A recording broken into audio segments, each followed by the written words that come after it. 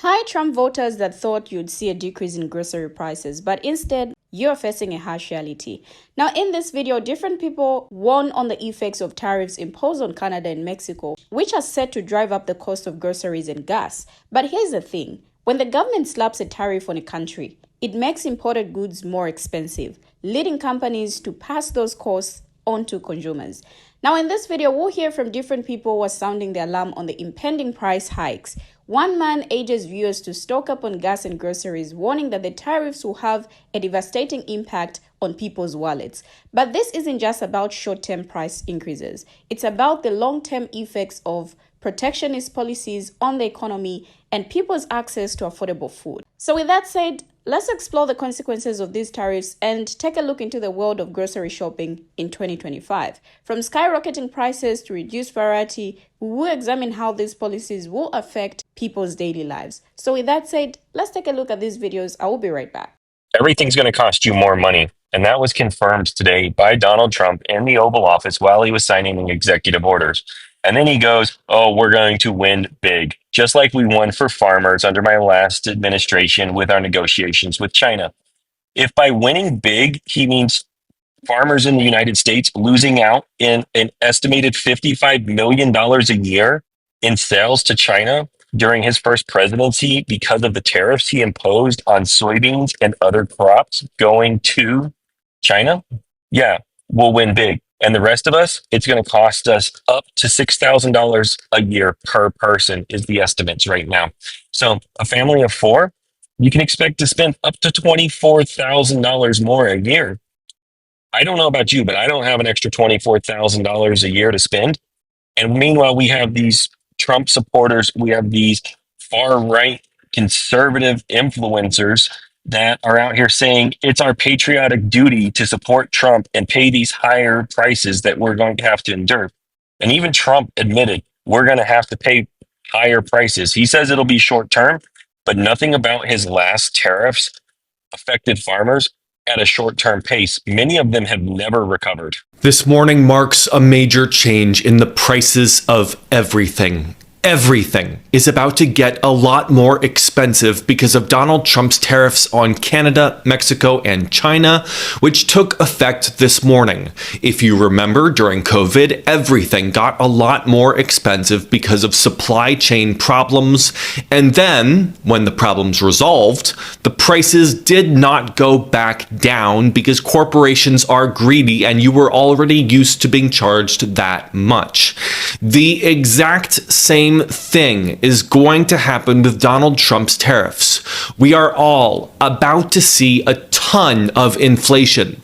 In theory, the way this is supposed to work is American companies are supposed to step up and start manufacturing the goods that Canada, Mexico, and China were making. Unfortunately, those goods are going to cost more than the ones from Canada, Mexico, and China because Americans need more money to live. Our rent is really expensive compared to China and Mexico, and our food is definitely more expensive.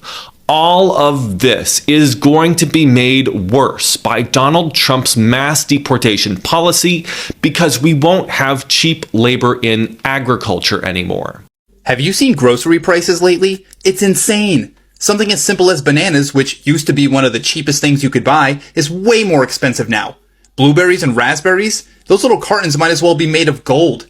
Even lettuce, just basic lettuce, feels like a luxury item at this point.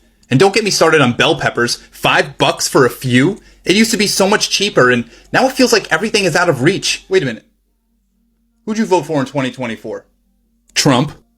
Hey, this is not a drill. I'm not trying to panic you, but you need to buy your gas and groceries today. This is because the tariffs against Canada and Mexico are set to go into effect tomorrow, February 1st, which is going to massively drive up the cost of your groceries and your gas. When the government places a tariff on a country, it means that all goods that are imported from that country are more expensive to import, and the companies that pay for those goods have to pay more to get them into the United States. Which means that companies who are affected by this will raise the prices on their goods for one of two reasons. The first is that companies would rather pay more to import the goods that they make money off of, so they're just going to stop importing goods from that country and use the now more limited supply as an excuse to increase prices on the domestic goods. The second reason that they would increase the cost of their goods is because instead of them paying the cost of the tariff, they know they can make consumers pay it instead.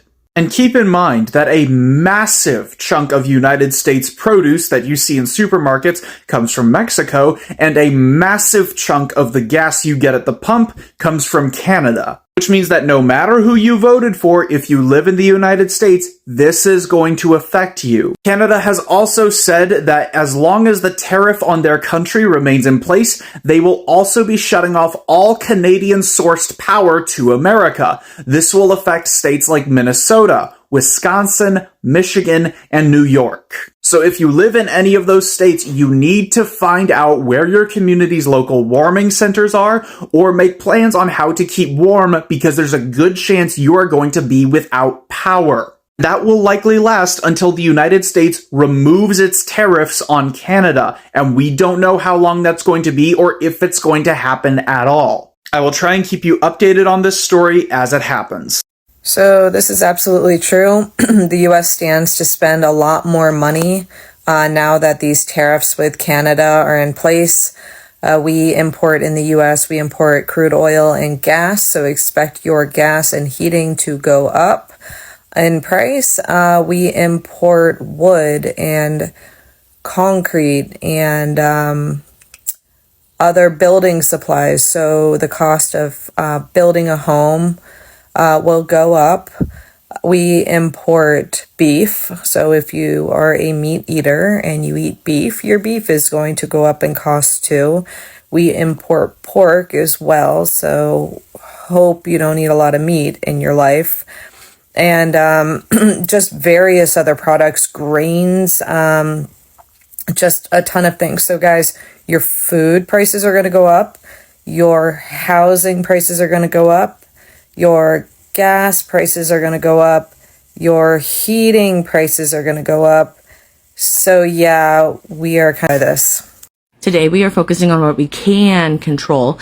And to a certain extent, what we can control is how much we spend on groceries this year. Best case scenario, we save a lot of money as prices continue to go up because we eat all of these foods on a regular basis. Worst case scenario, this is all my family's going to be eating this year. We plan to make the majority of these purchases with our tax return. But if you're not getting a tax return this year, my backup plan was to buy one or two of these items on every grocery trip. It would make your grocery shopping trip slightly more expensive. But every single time that I've gone to the grocery store in the last 6 months, we have spent more and bought less every single time. The prices have been changing literally weekly. So anyway, feel free to use my list. Here, I'll move all the way out of the way here. This is just like food that my family eats on a regular basis. I'm mostly just planning on like lentils for some like curry dal, or like burrito bowls with like beans and lentils as well. And then of course pasta and stuff as well. And this isn't going to be a very diverse diet, but this will get like all of our needs met. Yeah, I got a question. When are you going to bring down grocery prices? Well, when's that going to happen? You said that was going to happen day one, and you've been president for 2 weeks, and it's not happening. And I don't want to hear the excuse about Biden's policies and he made it so you can't lower prices. That is such a lie. You've undone so many of his policies. Why can't you undo this one? Undo the grocery policies that's making everything so high. Undo it. Stop lying to everybody. I'm not lying. I'm too busy stopping $50 million worth of Biden wanted to send to Gaza. How does that help lower grocery prices? First of all, that's not even true. We don't send Gaza. We've never done that. We send them to Africa. And the budget that we do spend on Africa is about 1.7 million, not 50 million. Where are you getting these numbers? Well, RFK Jr.'s brainworm, his name's Frank. He went to Harvard. He knows what he's talking about. He's actually very smart. RFK Jr.'s brainworm is not a factual or viable source to get information from. Just use Google or just ask your colleagues that know so much more about it than you do. Hey, I'm gonna cut to the chase. Egg prices went up. They did, both locally and regionally, per the data. It is day 16 of 1,461 days where I track the price of eggs for fun. And I, your favorite independent journalist, social media content creator, influencer's favorite independent journalist, social media influencer, content creator, I'm your host. So let's dive into the data, shall we? In egg price related news, Waffle House is placing a surcharge on every egg that it sells due to an egg shortage caused by the bird flu outbreak. As an independent journalist, I was very curious to see if food establishments would respond to egg prices going up, and Waffle House sure has. I expect this to trickle down into other food establishments as well. Okay, let's talk about Walmart's shady antics. So, great value eggs are up nearly $1. The last 2 weeks they were, I'm looking at my spreadsheet, $4.53. Eggland's Best is now up 30 cents from $5.47 to $5.77. But Vital Farms went down in price from $7.68 to $6.50. So I was like Walmart's average price per egg probably has gone up week over week based on the data I'm collecting. I was wrong.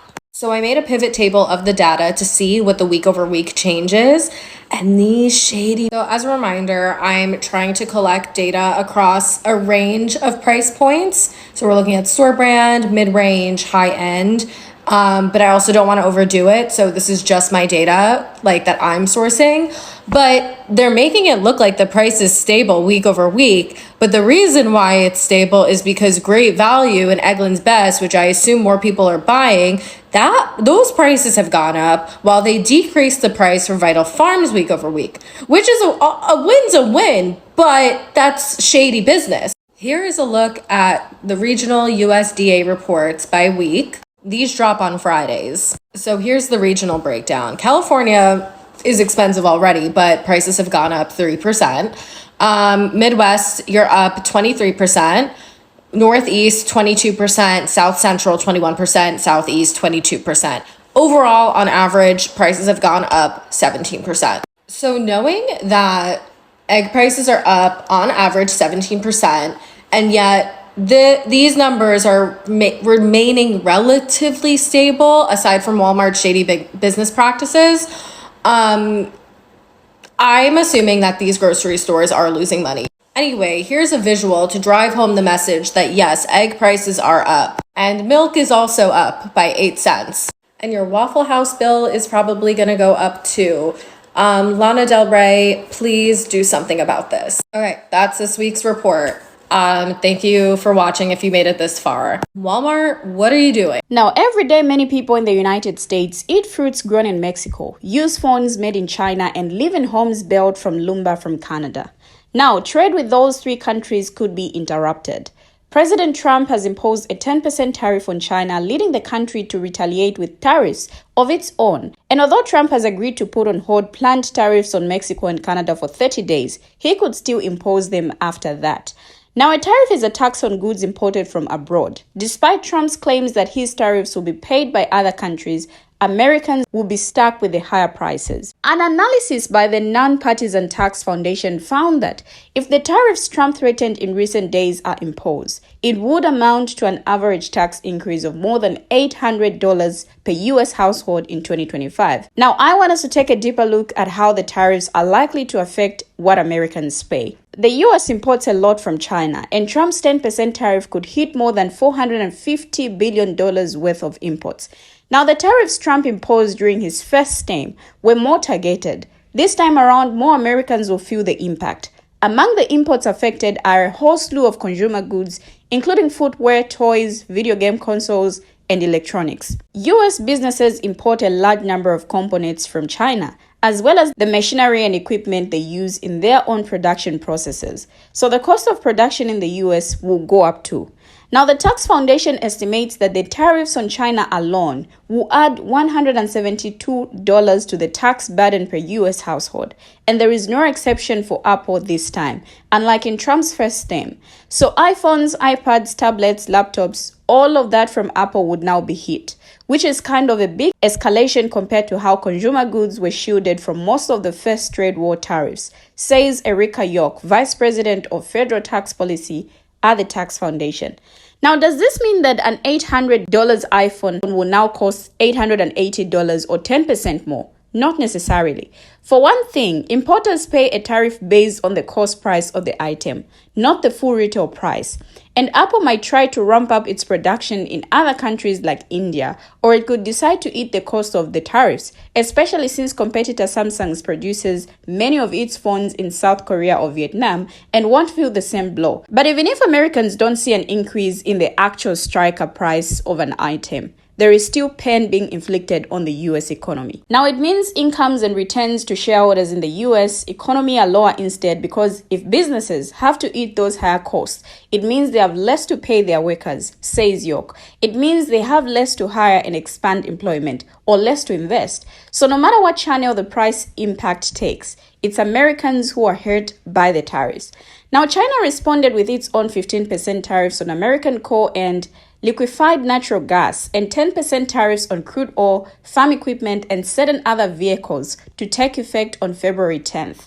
Now, those countermeasures are not as widespread as Trump's tariffs on China, but they will hurt Americans' finances too. After talking with the leaders of Mexico and Canada on Monday, Trump agreed to a 1-month postponement of the 25% tariffs. It's not yet clear what tariffs will be imposed on goods from Canada and Mexico, but anything close to the proposed 25% tariffs would make a real dent in Americans' wallets, accounting for the bulk of that extra $800 hit Americans would take if all tariffs were imposed, York says.